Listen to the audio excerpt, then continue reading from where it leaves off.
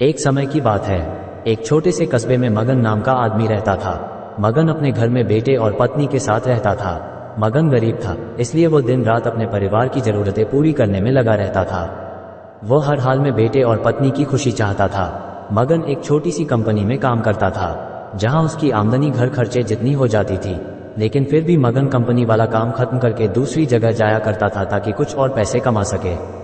काम में व्यस्त होने से वह अपने परिवार को समय नहीं दे पाता था। मगन 24 में से 15 घंटे घर से बाहर काम में निकाल देता था। रात को देर से आता और सुबह जल्दी जाता था। इस तरह कुछ दिन बीतते गए। एक दिन मगन की पत्नी ने उससे कहा कि आप पूरे दिन काम करते हैं और हमें समय नहीं देते हैं। वैसे भी हमारा खर्चा आराम से निकल जाता है, तो आप इतनी मेहनत क्यों करते हो? हमारे पास जितना है उसी में हमें खुश रहना चाहिए।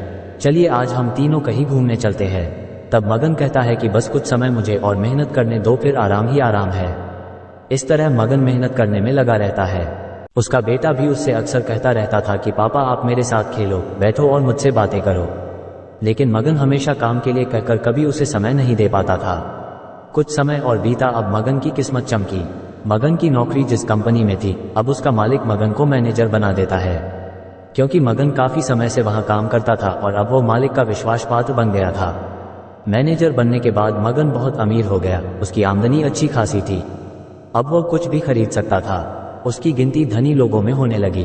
पत्नी और बेटा बस एक बार कोई चीज मांग लेते तो वह तुरंत हाजिर कर देता था। एक दिन बेटा और पत्नी दोनों मगन से बहुत ज्यादा जिद करते हैं कि वे तीनों समुद्र के किनारे घूमने चले। मगन कहता है कि ठीक है आज चलेंगे, लेकिन मुझे कंपनी में थोड़ा काम है, इसलिए तुम दोनों समुद्र के किनारे पहुंचो, मैं सीधा कंपनी से काम खत्म करके पहुंचता हूं। पत्नी और बेटा दोनों वहां चले जाते हैं।